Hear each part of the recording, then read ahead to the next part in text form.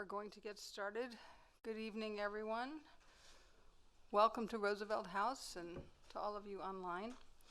I'm Jessica Newworth, Rita E. Hauser Director of the Human Rights Program here, and we're very excited to welcome back the Invisible Americans team and their guests to continue this important conversation on soaring rates of child poverty and the ways in which we can help change the lives of many. In a country as wealthy as ours, there should be no child poverty. This is a human rights issue. And as many of you may know, this is the 25th anniversary of the Universal Declaration, 75th anniversary of the Universal Declaration of Human Rights. And Eleanor Roosevelt actually chaired the drafting committee.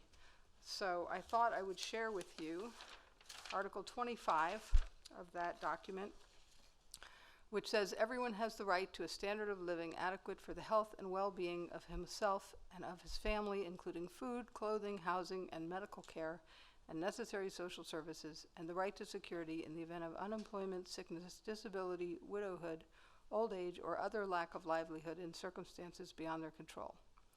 Motherhood and childhood are entitled to special care and assistance. So I think this is a very fitting place, the home of Eleanor Roosevelt, to have this discussion. And she would be happy that you're all here and sad that we still have child poverty in the United States. I want to thank Brianna Krubenacker and Hector Perez from our program for all of their work in making this event a success. And it's always a great honor to introduce Carol Jenkins, who is, for many of us, a child. As a children, she was one of our idols on TV, but I also know her as an incredibly committed, longtime activist, having worked with her in so many different organizations, and she has shown us how much of a difference one person can make in the world. So it's a great project. And now, of course, she's co-host of the Invisible Americans podcast. So in that capacity, I want to welcome her and all of you again to Roosevelt House.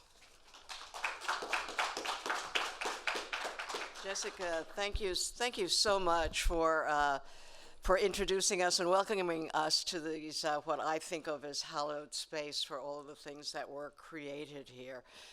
Social Security. We were just in the library upstairs where Frances Perkins and the president hashed out how people would be saved, giving them a support. And that's really why we're here tonight as well, because we're concerned about the 13 million children in this country who are on the edge of deprivation, who sometimes have no place to sleep, and you'll hear stories, and who sometimes have nothing to eat or not enough. And, you know, there are some for whom that is the situation all the time, and there are some for whom that is the situation periodically.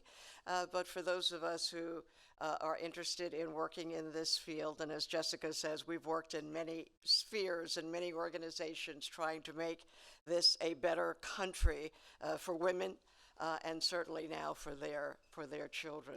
I am sending best wishes and apologies from my co-president of the Invisible Americas podcast, who is at home watching us tonight, and as many people are.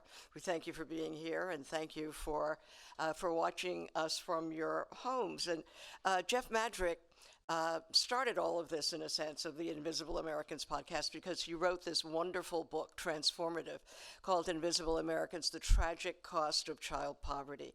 And when he talks about that, he's not just talking about, of course, the kids themselves, but he's also talking about our country and how depriving children of the fullest lives that they can have deprives this country of the fullest support, experiences, people, that we can have in this country. So feel better, Jeff, and we'll see you at the next one. Now, this is the second convening that we've had here at Roosevelt House of 3. We have one more planned for December 13th. This one is called Child Poverty is Personal, Do You Hear Us? And our effort here is to lift in mainstream media, in public discourse, the fact that there are 13 million children that we need to take care of. We had an interesting development in September when the Census Bureau released the results of what happened to children when the child tax credit that was in place for 6 months and lifted millions of children out of poverty. And suddenly, when it was taken away and they looked at what happened, many more millions of children went into poverty. And for a whole 5 days, this was a story in the news. It was not the lead, as I think it should have been. And I think every broadcast should start that way. By the way, people, do you know there are 13 million children that we need to take to think about, and then get to the rest of the news. But for 5 days it was, and our effort here is to make sure that it is a continuing presence that people understand, because usually when you say child poverty, people think you're talking about the developed countries, someplace distant, and certainly we're going to send money and we're going to help them. They don't think that we're talking about children who live here in this country. We are also celebrating tonight the work of the Economic Hardship Reporting Project. Alyssa Quart and Alex Miller are with us. Its new book, Going for Broke, Living on the Edge in the World's Richest Country. And you'll be able to buy copies and have them signed by these two austere writers tonight, which I encourage you to do. We begin with a greeting, though, from one of our heroes in the child poverty movement, Congresswoman Rosa DeLauro.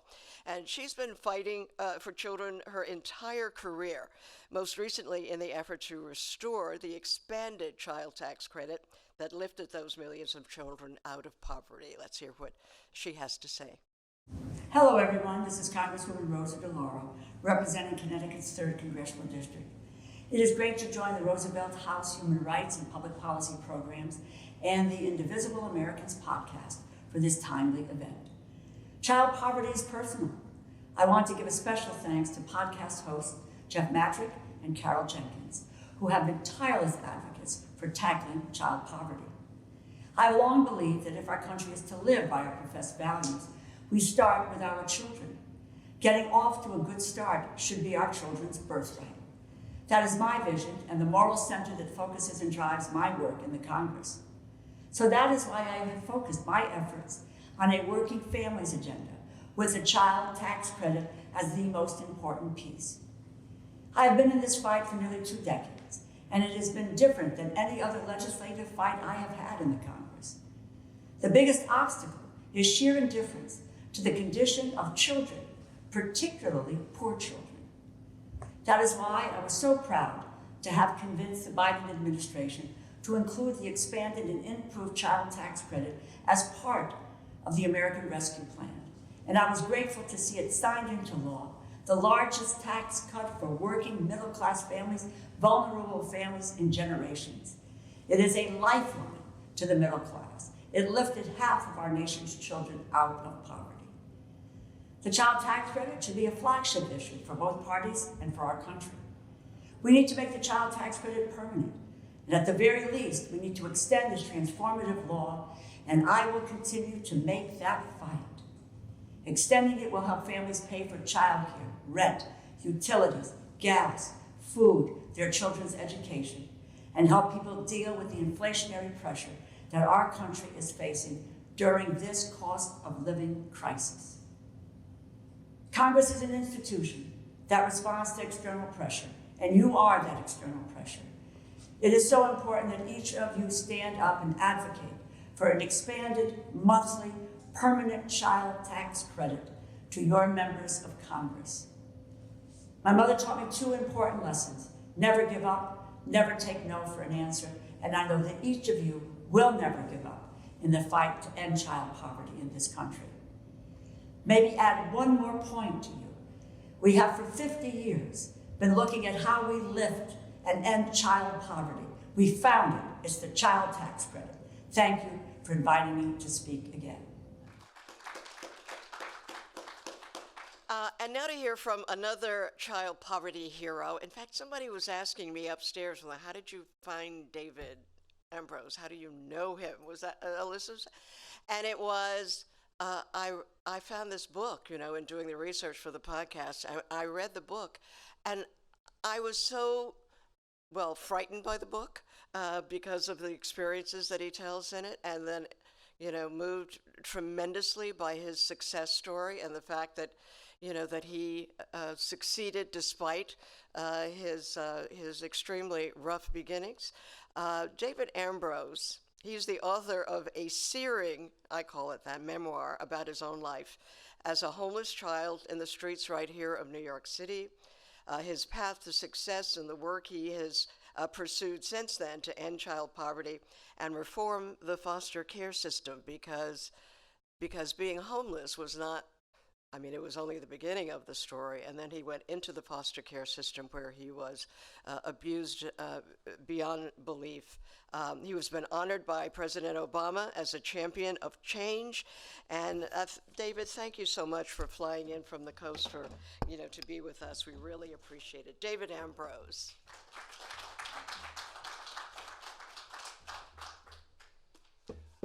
I just carry a copy with it now. And part of it is just, I can't believe it's actually real. So if you'll forgive me. I'm really honored to be here. Thank you so much, and to be with you all tonight. I'm going to speak for just briefly and share some thoughts and then join the panel. In the mornings, my brother or sister and I would beg on the platform at Grand Central. In the mornings, because people are always more generous before they've had a bad day. And at Grand Central, because we lived there amongst hundreds of other homeless families.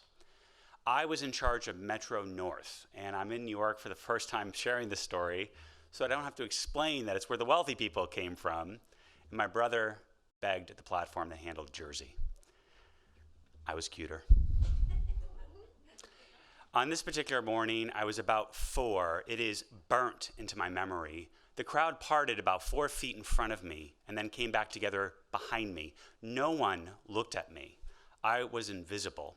And the message from these folks was crystal clear. My life did not matter. My family's life did not matter. If we died that night in that tunnel, no one would care. I was covered in sores all over my face and body. I had lice leaping off of me, and I don't remember showering. It was early grid days, and people were afraid of people like me, covered in sores. No one looked at me. I can understand why people avoided me. I would have avoided me. But it was the occasional generosity of strangers that determined whether or not we ate. And so I sucked it up and I begged. In the United States of America, there are over 13 million kids living in abject poverty. And for so many of them, the twin to that poverty will be foster care, a system designed to take care of kids whose parents can't or won't. For foster kids, the outcomes are not great, and we'll talk about that. What I propose is using foster care as a fulcrum point where we can end the intergenerational transfer of poverty for 700,000 kids every year that pass through that system. It is a missed opportunity, and with really obvious investments, I believe we can transform the issue of child poverty in this country. I entered foster care when I was about 12 years old after 11 years homeless in New York City and Boston. And I remember when I went into foster care, I thought, gosh, I'm saved. I thought that because living on the streets of New York City, not going to school, basically being illiterate and starving for the better part of a decade, I thought, this is the state. They're going to take care of us. No more abuse. They'll feed me. I'll have a place to stay. What I quickly learned was that hell had a basement, and I was about to spend a good half-decade in there before I found one decent family. What I never understood at 12 years old was how 10 years before I was born, we went to the moon. And yet here I was living in a tunnel and then going into a system that nearly erased me. What happened to that American spirit that believes we can do big things together? We went to the moon. We didn't outsource it. We didn't have a computer. We decided to go there, and we did it. I believe we can make that same decision about kids in poverty in this country. We can choose not to have kids in poverty. Other than the laws of physics, everything is a choice. We can make a different choice. It is a decision, or indecision in many cases. Years later, my social worker told me that I was the first kid she ever detained that was excited to be detained. You damn right I was excited. She said I did the whole Arsenio Hall thing where I hooted. I really lost that spirit very quickly, though, because when I went into foster care, they diagnosed me as gender identification disorder queer. And therefore, I was not allowed to go into traditional foster placements. I ended up going into delinquency for young adult offenders. The violence that then began, both psychological, physical, and sexual, is hard to discuss or share with you. But it began at 12 and it persisted. And despite their best efforts of curing, I'm still gay. In case anyone's listening that's single. You never know, it's a big podcast. More information on that can be found on the podcast homepage. From placement to placement, I careened from one type of torture to another. The creativity and the indifference of people in this country is really hard to fathom, and I don't understand it still. Until one foster family saw what I was going through, excuse me, not even a foster family, one woman saw what I was going through and raised her hand and said, I will take care of this kid. She worked at the YMCA. Her husband was a painter. They weren't foster parents. They were working class, generously said. But they raised their hands, and they did something that Americans used to do and maybe still could. They didn't look around and say, who's going to help? They said, we will. They got a lawyer they could not afford and fought for 2 years to get me. And they saved me. I came out of a horrendous system, many, many placements, and they saved me. Why don't more people foster? The largest segment of our society is the middle class. Lots of surveys will tell you different issues that they face, but I want to talk about just one tonight, economic. There are economic barriers that stop people like Holly and Steve from fostering. They can't afford retirement. They cannot afford college for their kids. They can't even begin to contemplate college for themselves. What if we gave them, after 10 years of good service, a pension? What if we gave them interest-free home loans after 15 years of good service? What if we brought the middle class to the table and allowed them to serve us as a nation with honor and dignity? We don't do that, and we wonder why people don't step up. I believe we can address some of these economic concerns. When I left foster care, I was struck by something. You're actually, the statistics, you're more likely to die when you leave foster care than go to community college. You're more likely to be sex trafficked when you leave foster care, if you're a woman, than go to community college. If you're a boy of color, there's a 2/3 chance you're going to jail within 2 years of leaving foster care. We have a factory that connects poverty to foster care to poverty, and we do nothing to arrest that. The very people that we need to help foster kids achieve a different outcome are social workers. And all we do is treat them like the monster in Frankenstein, who wasn't the monster. We're the monster. My sister's a social worker. I once asked her, Jessica, what do you do for a living? You know what she told me? Paperwork, David. I do paperwork. Or she said she does Airbnb. She's calling for placements. Here we have a person with a high degree, incredible prestigious university, and we have her doing paperwork instead of social work. And we wonder why they burn out. And every time there's a tragedy in the system, we attack them, mostly women, disproportionately women of color. And what do? We add more rules. My sister who can't afford a home within 30 miles of where she works. My sister who barely earns more than my secretary does after 15 years. We can do better. What if my sister, instead of having to type into 15 different databases what she observed in a home, took a photo and had it uploaded? What if the databases of the courts, education, and other services like mental health and probation, what if she just had to go to one site to download information about the kids that she serves? What if we gave her interest-free home loans? What if we treated them with respect and dignity as a society? We are still in the war on poverty, and the last people fighting it are these women, and we've just abandoned them. And finally, I want to talk about foster kids. Foster kids aren't doing great when they leave, but there is a choice, and we can make it. I'm working on a project in Los Angeles to build a dorm at LA City College. We own the land. These are our kids. 2 to 3 years to figure your stuff out, get a vocational degree. All of a sudden, instead of putting an automobile out on the road with no engine, we put the engine in the car. The engine is a vocational 2-year or transfer degree. We own the land. We can do it. New York knows how to build buildings, right? What if we built 2 of these dorms? We could, instead of emancipating 1,200 kids in this state every year to homelessness, we could emancipate them to college, 2-year vocational. It's a choice. I love having written the book, and I'll end with this. The names at the end of the book, I had to go through a lot of legal review, but I shared them in there. Ella Fitzgerald, Willie Nelson. Do you remember the names? Eleanor Roosevelt, Larry Ellis, Francis Truffaut, dare I say Harry Potter, Marilyn Monroe, Babe Ruth, Dr. Ruth, Steve Jobs, all foster kids. We're living in the world that foster kids invented. We just don't see them because they're invisible. They are going from poverty to foster care to intergenerational poverty. And I believe we can make a different choice. That's why I shared my story, and that's why I'm really excited to be here tonight with you, and you, and you, and you, especially you, to have this conversation. Thank you for your attention. Thank you so much. It's and so good to know that. And by the way, I mean, what we didn't say in the introduction is that now he's a big executive at Amazon, you know, running the world. And I don't know, told us about some program that's giving money away. What do you? Yeah. Yes, so I work in philanthropy for Amazon. Aha. All right. So not bad. Not bad, not bad. Pretty happy. So thank you so much, David, for your story, and delighted to know too that his two siblings also, have been successful as well. We are joined now by Dr. C. Nicole Mason. I've known her since she was, what do we think, 22, 20?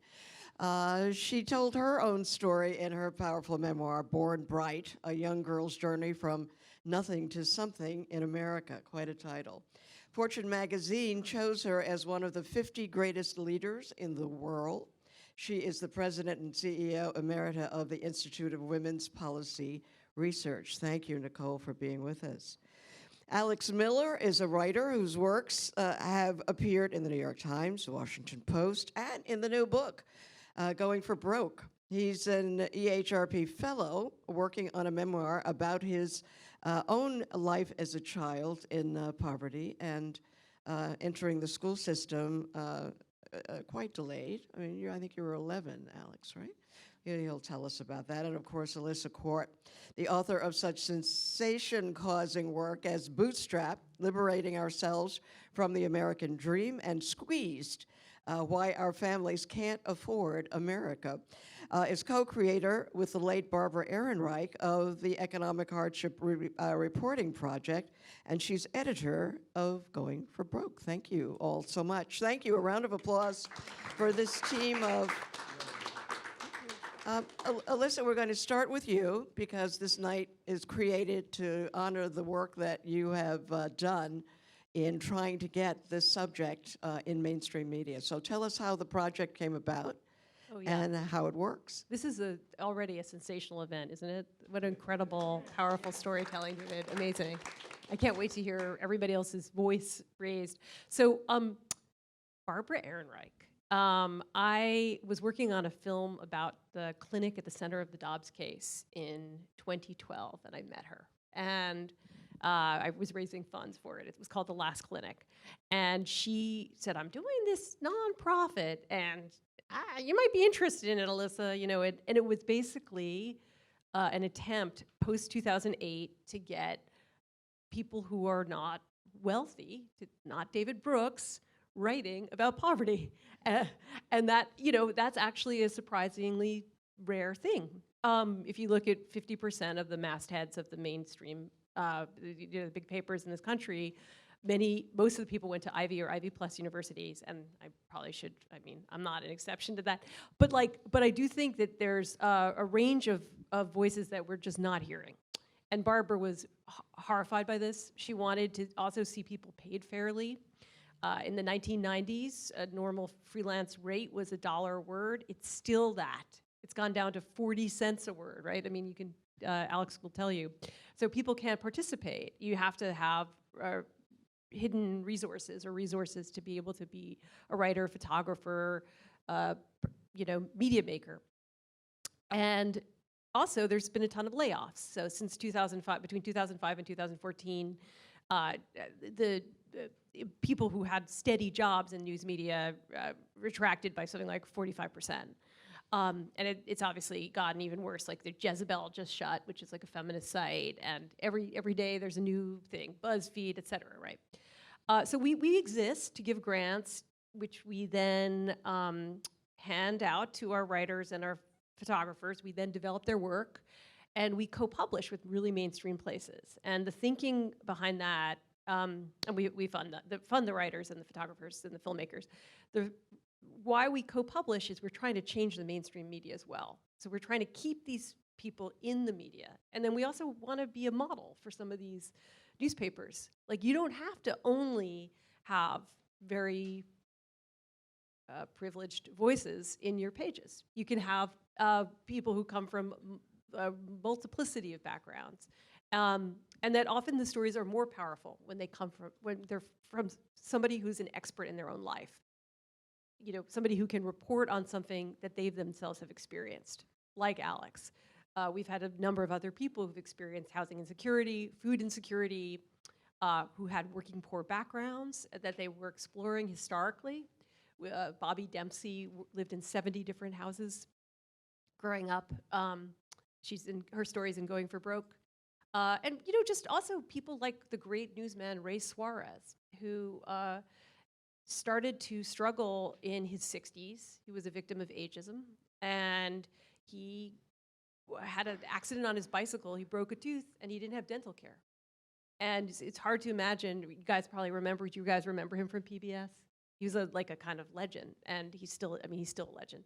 But he couldn't afford a dentist, and so we worked with him. We developed a story with him that we then published in the Washington Post.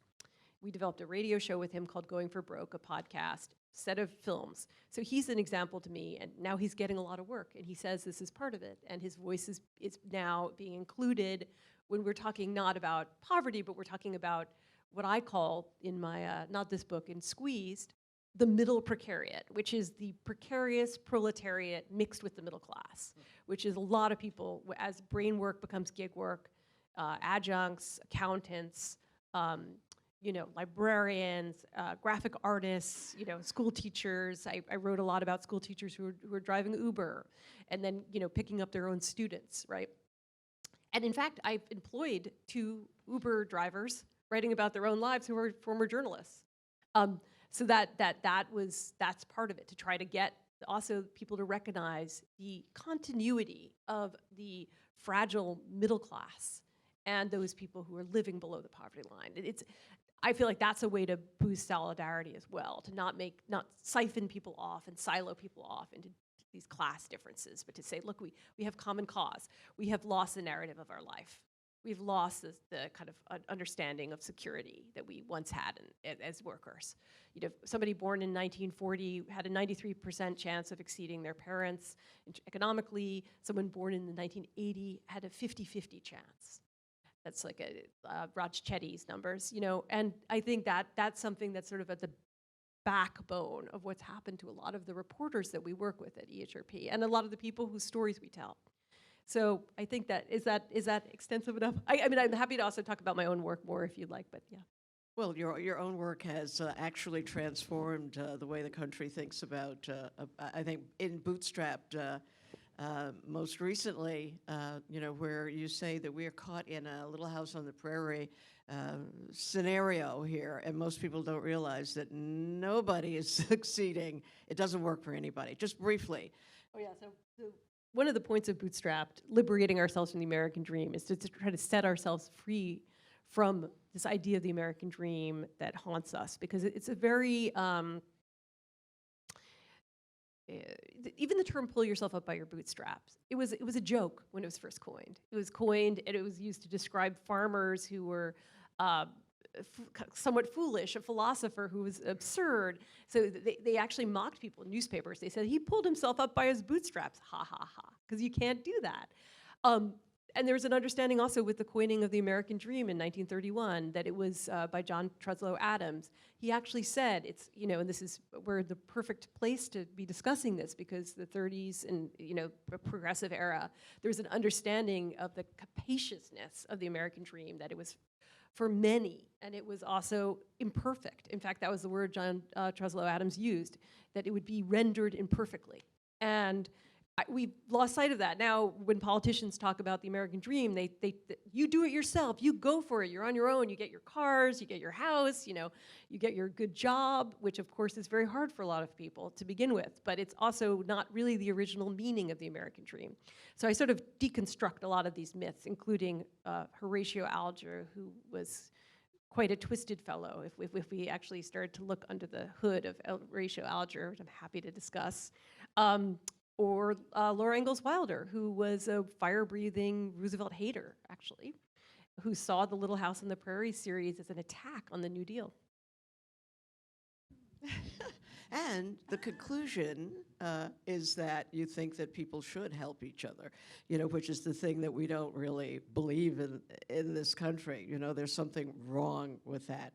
Nicole, talk to us about your story and so you went from being a child. I love when we interviewed you for the podcast, you were saying, yeah, I know what it's like to stand in the welfare office, in the Social Security office, and not getting any attention. So talk to us a little bit about your experience, and now went on to run one of the major research organizations about women's economy. So I am from Los Angeles, California, and I was raised by a teenage single mother. She raised me and my brother, and we experienced episodic homelessness. Often the first meal that I had for the day was in the school cafeteria, but I didn't know that I was poor until I got to Howard University in Washington, D.C.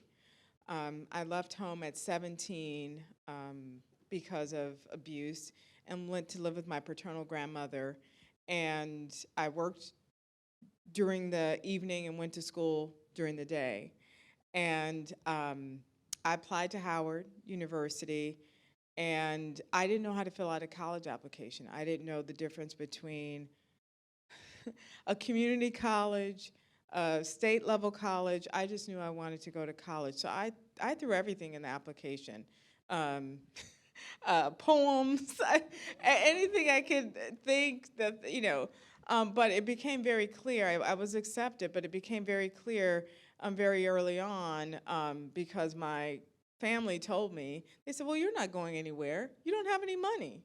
And, I just felt so crushed because I felt like the acceptance letter was like a golden ticket, and it just crumbled. But there was a man, I won't tell you the long story, but there was a man at Howard University, the Dean of Arts and Sciences there, Clarence Lee. I'm never going to forget him. I had a mentor back in California. I'd moved to Las Vegas at that point, and she called him. I went to her and said, I don't have any money. I don't know how I'm going to afford this. She called him, and he gave me a full tuition scholarship. And when I went to thank him, he didn't even recognize what he had done. He had changed the entire trajectory of my life. And so, when we talk about helping and being way makers for children and for people, he's an example of that, and I, try to be an example of that in my own way. But it was at Howard that I was able to gain language from my experiences as a young Black girl raised by another Black girl. My mother was 15 when she had me. And I was able to put all those things together. And in that moment, I was in a social science class, and they were talking about welfare, food stamps, all of these things. And that was the first time I had heard that those programs were for poor people. And just a wave of, I would say, shame washed over me. And then I got into it and leaned in, and I've been doing this work ever since then.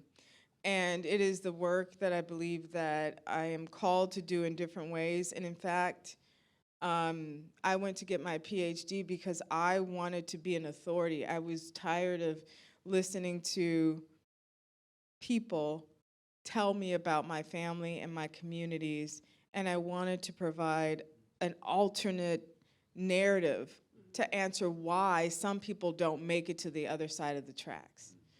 And because that was missing. There was a lot of bootstrap narrative, and I think I was telling you about, at the same time my book was released, another book was released, and we both had adverse childhoods, but we came to very different conclusions. His conclusion was like, well, if I did it, you can do it too, just pull yourself up. And I was more interested in the systems and the structures and why. Hillbilly elegy. Yeah, I did. Hillbilly Elegy, it came out at the same time. And so I feel very grateful to, one, have been able to write my story. It's not only a story, it's my family story as well. It's my mother's story. It's my brother's story. It's my own. And I know that, like you said, you know, there's not a lot of opportunity for us to tell these kind of stories. Exactly, exactly. Alex, you are in Going for Broke. The essay there, you know, is a very complex story of being a veteran of the United States of America, and like so many other thousands, if not, I don't know what the number could possibly be, of homeless veterans who do not have support, having served the country. If you could talk a little bit about that, and I know that you're working on your memoir about being a child like David. The concept of school, of going to school, was not something that you experienced as a young child. Yeah, it's actually what I told David when I met him. I'm such a huge fan because his story is so similar to mine, you know, from when I was a kid. And the thing about my childhood is that I always felt like I was born wrong, you know. When I came out the womb, I was already dead. My umbilical cord strangled me. So, you know, let's talk about adversity from this get-go. I came back to life, obviously, thankfully. And We're glad that was. yeah, and then I, you know, and then there's never a good time to grow up in the projects in Chicago. And the 90s especially was one of the worst times to grow up in the projects. It was just this feeling of being a part of a project, like an actual experiment. The government could take all this data about how many of us died, what we were dying from, you know, different diseases we had, but they never actually helped change things. It was always us versus us. And when I grew up and I wanted to get, I wanted to do better for myself. So I joined the military, which was really interesting because the reason I did join the military was similar to a lot of kids in my age group. 9/11 happened, and it was the American thing to do. Hey, you want to be all you can be, you want to be a patriot, join the military. And then eventually I started seeing all of these people in uniforms coming to the school, and it was like, this is the natural thing that we do. So once I served, got out, the recession happened, couldn't get a job anywhere. And just that process of leaving the hood, finding myself back in the hood afterward, it just felt so unfair. It was such a slap to everything I believed, and it felt like a slap to me personally. So it was a process that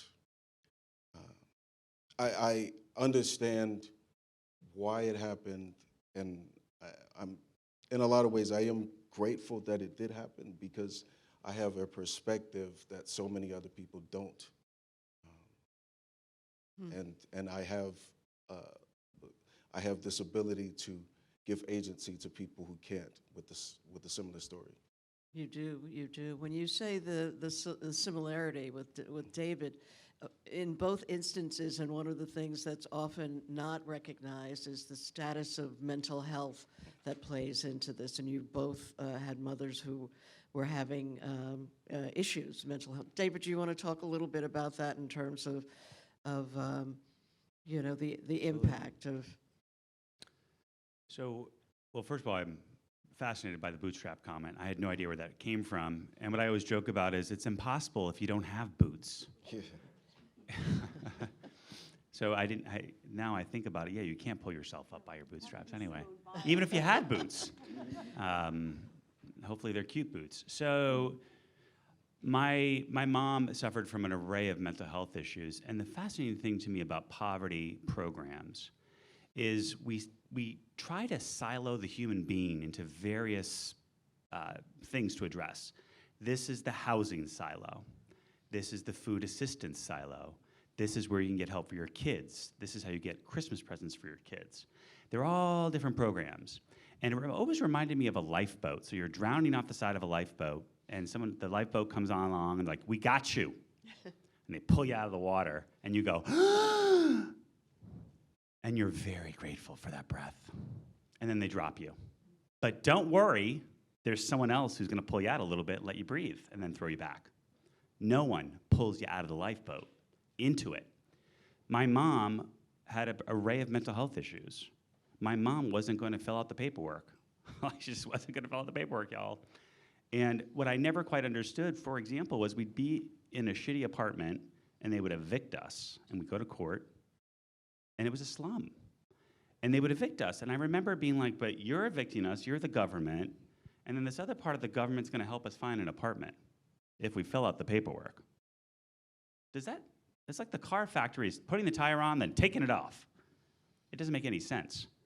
My mom's mental health issues meant that she was not able to care for us, nor was she going to be able to fill out all of the different forms and go to all the different processes. The other thing about mental health is we have given the civil rights to people to die on the street. Hundreds of them die in the United States of America every single day as they exercise their civil rights to be mentally unfit.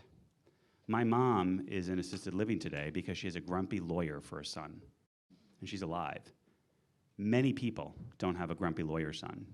And I watch as other people around her devolve, fall in and out of the programs and shelter, and disappear and die.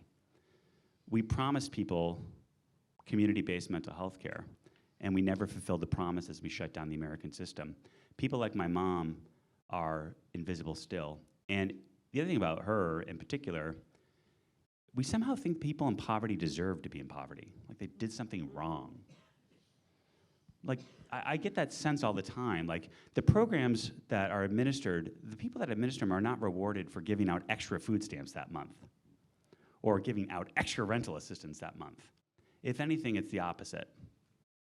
So we denigrate the people in it, we deal with people with all these array of issues, and then we expect them to go through this Kafka-esque process with all these different rooms and buildings they have to go to access services. Why don't we have a clinic in every single public school? A full clinic with mental health care. Why don't we have a closet in every clinic where homeless children can get what they need? Why don't we do parental engagement truthfully at every single public school in this country? We can make a different choice on this. My mom's mental health issues are treatable. And she is now in assisted living, getting the services she needs to be stable. I found her when I was 22 years old. I became her guardian, and I have fought for her for 25 years. It is the hardest thing I've ever done. And I list in the book the dedication to my mom, who taught me forgive. And it is that forgiveness that has meant everything to me, because that skill is how I approach the world. Otherwise, I don't think I'd be sitting up here next to you. Mental health care is at the root of so much. And finally, for foster kids have PTSD at twice the rate of American veterans. We emancipate them at 18. What a word. But that's what we call it. We emancipate them. How apt an analogy. And then we expect them to thrive with all of their trauma. We can do better. We can make a different choice. So what about this invisibility? As Jeff wrote about invisibility. getting these stories told, lifting it up. David, I know you want the national campaign. Presidential candidates have to be able to state their thinking and their actions, what they plan to do about child poverty. Alyssa, how do we do that? How do we make sure you have had such tremendous success in placing stories in mainstream media, which is where most people get many people get their information. So how do we do this, lift it so that it's as, people say, yes, right, I know about it. It's we're going to do something about it. What's the mechanism? Well, I mean, my personal model was, and Barbara's too, was to share my resources. So my resources were not economic, they were social network. I had been a media worker for many years. I'd written a lot of books, I'd been an editor, and I knew a lot of people. And so a lot of what I feel like we all need to do in a variety of fields is sort of, if you are relatively well-resourced or situated, is to open up your network and kind of share it. Like have a kind of redistribution of proximity and access to power, which is, it's not quite economic redistribution, it's a different kind of redistribution. So that's sort of how I think about it. And some of it is economic. I mean, we give grants, relatively good grants for writers and photographers to people like Alex and keeping them going. I hope I hope it's enough. He can tell me if it's not. And keeping people focused on this kind of story. So it's also, 35% of our grant recipients identify as working poor or having grown up working poor, but the rest are sort of, the middle precariat, as I said, middle class reporters. But they're also struggling right now, and they're not going to be able to write about child poverty. For who, right? Who are they going to write about that for? So part of what our thing is to give them a fee to do this. But I was going to address something you said, David, about why the deserving rich and the undeserving poor. That's like the kind of fulcrum of my book. I think of loss aversion, which is a concept from psychology from the late 70s that. Or maybe it's early 80s. But, I think a lot of people are afraid of losing their fragile hold of whatever they have. And maybe that's an overly sympathetic reading of a lot of people who are classist, racist, et cetera. But I do think that some of this is personal fear. And I think it's been politically weaponized. Of people are more afraid of losing what they have than of getting something new or getting something that they don't have yet. So that's like a basic tenet of social psychology. And then I also think of a theory called the just world theory. I don't know if anyone here is familiar with it. Like, I'm assuming there's some social scientists here. But anyway, just world theory, which is that people have a sort of need to believe that there's justice in the universe. And so if somebody is struggling, they've done something. And it's sort of prophylactic. It's sort of like the way that people sometimes try to find narratives when people get sick. Oh, she smoked or whatever. They'll back end the reason why somebody, to protect themselves. So again, it's like a kind of twisted political and personal psychology at place. That's what I think. Yeah, it's so interesting. Someone said to me recently, I get it when people hate adults, to use the word hate, but I don't get it if they hate kids,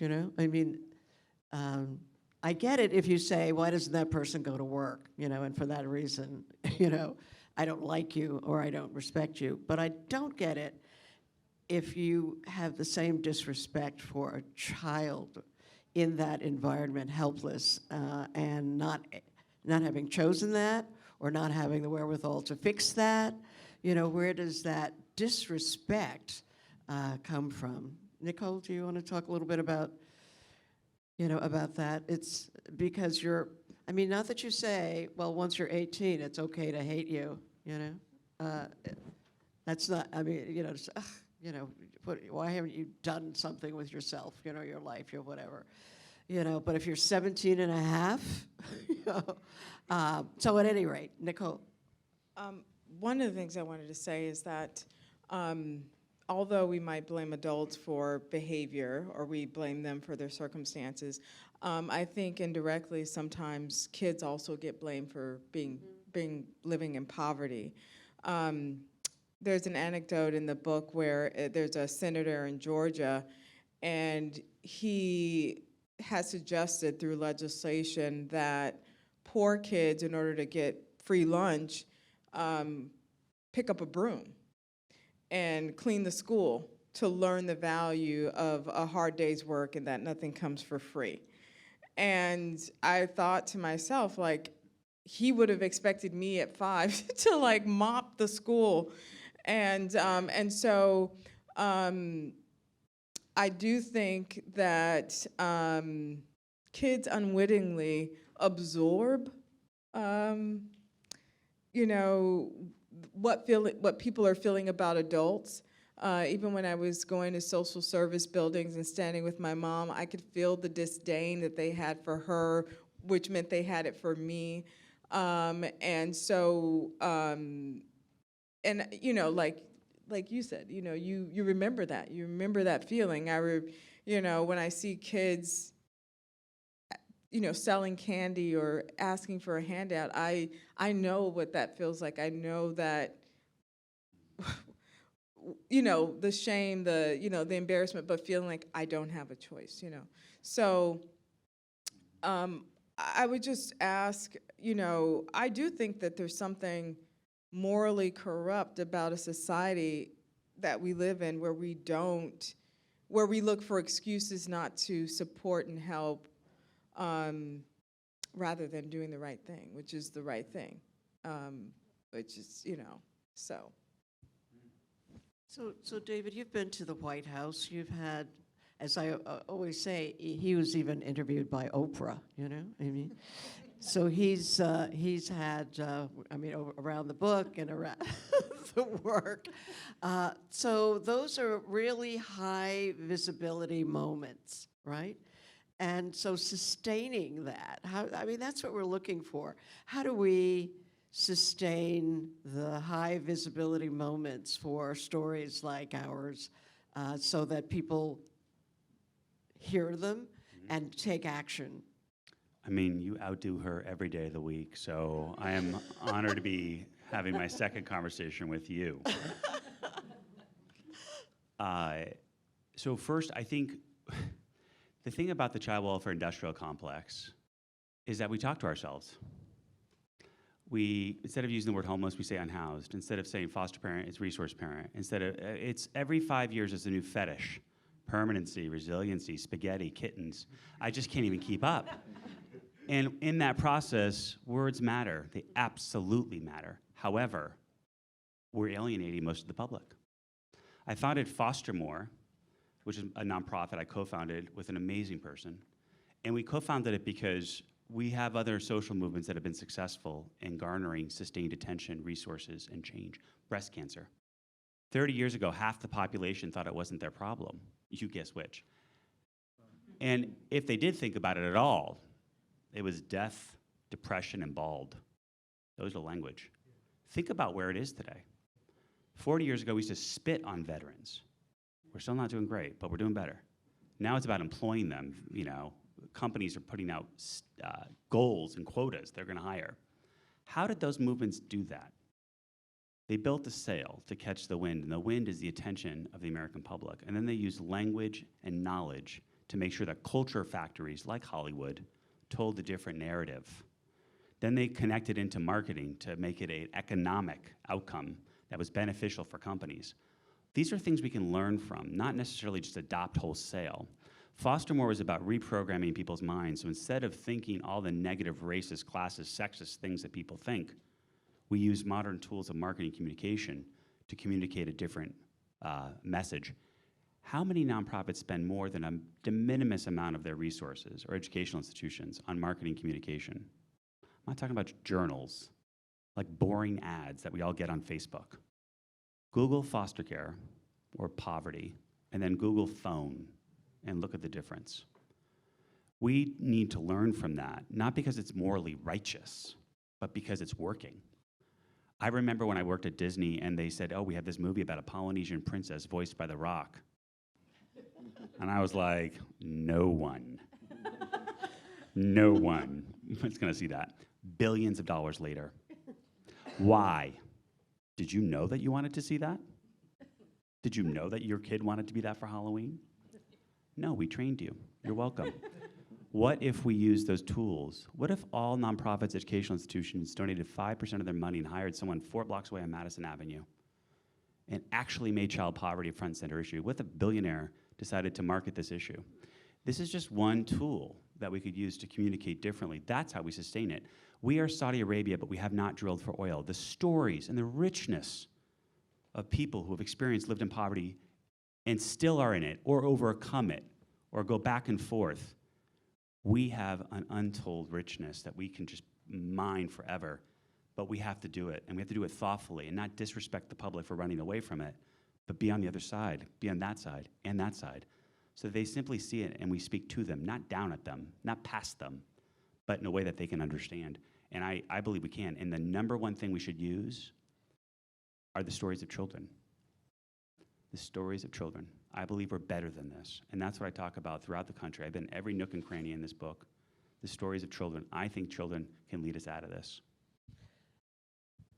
Alex, you're writing the story of a child yourself. And tell us about you as an 11-year-old. David is going to profile, he's going to create the campaign around your story. And he's going to get us in the presidential debates based on your story. So Alex, tell that, tell us. I would love that idea, by the way, like the Billionaire Apprentice, where billionaires they compete to buy to solve the problems in neighborhoods, and then whoever wins, they get to fund the neighborhood. That'd be awesome. Anyway, well, see, with my situation, because it's Chicago and it's the projects, there are no truancy officers, so I was pretty much just running wild in, a mile and a half squared of buildings 16 feet tall.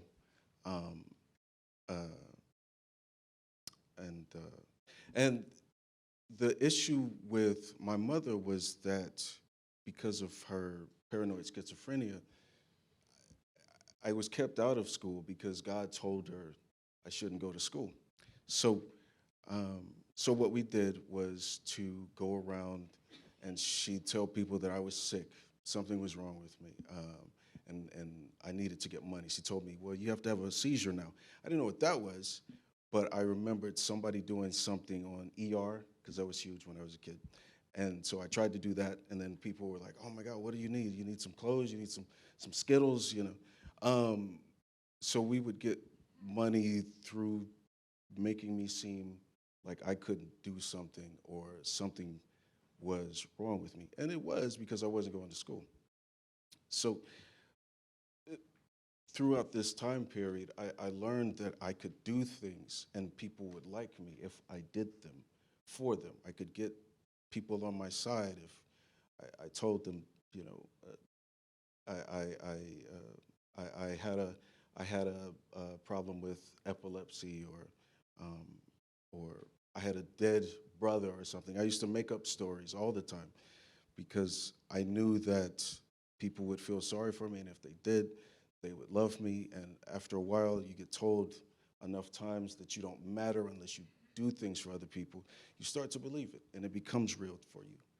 And that's the thing that sort of does and can translate later on in life to how you approach relationships. And it hurt me a lot throughout a pretty But good here chunk you of my are, life. a terrific writer. You're telling those stories. So continue, and we'll expect you and David to create a writer's room and make big noise with all of that. We can take some questions from the audience if we have any. Right here in the front, we can get the mic. Dr. Janet Durd-Bell. First of all, thank you, Carol Jenkins and Jeff and everybody associated with this podcast. Thank you all. Thank you And all. the question I have, though, is that even in telling the stories, that the pushback you usually get is it's still the exceptionalism, that those people who have succeeded, no matter how you say it, so how do you break through that? I get asked the question all the time, how did you do it? Yeah. Yes. And what I respond back is I reject the question. The idea, usually from policymakers or people associated, is if we can map what you did, we could apply to others. What I went through is what no one should have to go through. No one should follow that roadmap. The fire that forged me is not a fire that we should put children through. There's nothing unique about me. At any single moment, I could have gone a different way. I committed so many crimes. If I had been black or brown, I might not be sitting up here. I don't believe in that question, and I reject it. I think resiliency is nonsense. Every program should be designed for every child to reach their full potential, even if they're not resilient. We should design a system as if it was our child that needed to be in it. And that should be robust enough to help every single kid, because no child is disposable. And I get that as a question all the time. I'm like, no one should have to go through what I went through. And if we stop that, I think we're gonna have better policy outcomes. What is the philosopher? We should design the criminal justice system as if you were going through it. Was it Plato? I think we could do that with foster care and welfare programs, but we should stop fetishizing resiliency. Yes. The kids that mess up again and again and again are still human beings. We heard the language from the Declaration of the, I was gonna say the Declaration of the Rights of the Child, but the UN Declaration of the Rights of the Human rights. That's what we should aspire to. Not to look under a rock and find some sort of magic formula. And so when people, not you, but like when policymakers ask me that, I'm always like, no. Is your kid independent? I asked this to a senator, had a 40-year-old son. He's like, no, I helped him with down payment. I'm like, exactly. Where does the foster kid go for that down payment? Alyssa? Yeah, I just wanted to, I've been leading, I thought, until I met you, a one-woman attack on resiliency as a concept, because I thought it's so repellent. Grit and resiliency are, so this was from my book, and it was one of this incredible woman, the late Cissy White, who grew up in incredible poverty and abuse and survived, and then passed away of ovarian cancer. She hated the term resilience. So she was a trauma counselor. She said, needing others and even depending on them had helped White through the trickiest hump in her cancer, saying that we should pull ourselves up by our bootstraps and show more resilience is an example of, quote, well-disguised victim blaming, said White. A lot of what we call, quote, resilient is really what you might call well-resourced. And I thought, so that to me is part of the and also if you look at Grit was another, Angela Duckworth's Grit. There was a lot of educational studies that were disproving her theories about grit. So there's actually been like social science critiques of some of these concepts and this language. I mean, for me, the whole thing is you start with the singular and you go widen out, and that's why reporting's important. It's important that Alex tells his story, but then that Alex talks to other people and finds the stats and widens it out. So it's not, the Norman Lear Center calls this like a hybrid narrative theory, that you have to have a story of an individual, but then it has to have, it's both concrete and abstract, and have like statistics and broader and multiple sources, and that's the way that we could tell stories in film too. It can't just be one person's story. That's like that film Happiness. Remember that? There's a certain kind of cliche that's only the violin or whatever. It was you know what I'm talking about from LA Times. Yeah, LA Times. One person, and this is obviously a social. One person's a portal to telling a broader social story. That's how I see it.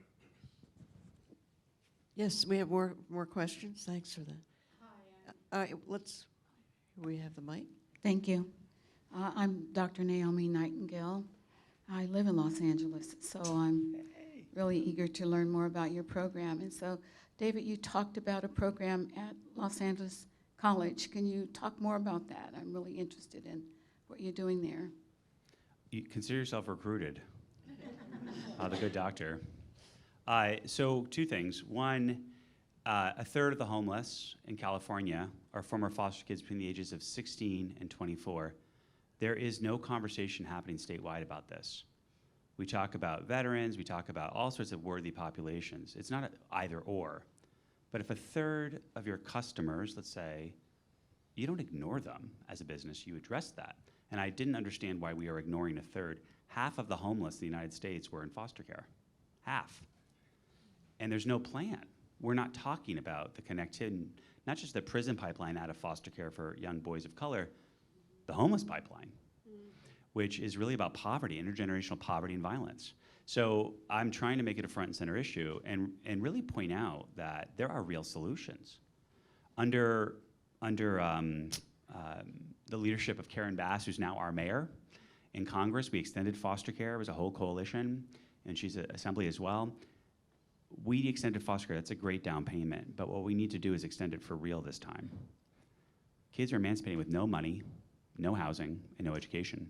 So the program that I'm so focused on is to get at least one foster dorm built, to shine a light on it, to show that if you actually provide young people with a default of not of homelessness and violence or disappearing as a girl, but college, vocational 2-year transfer.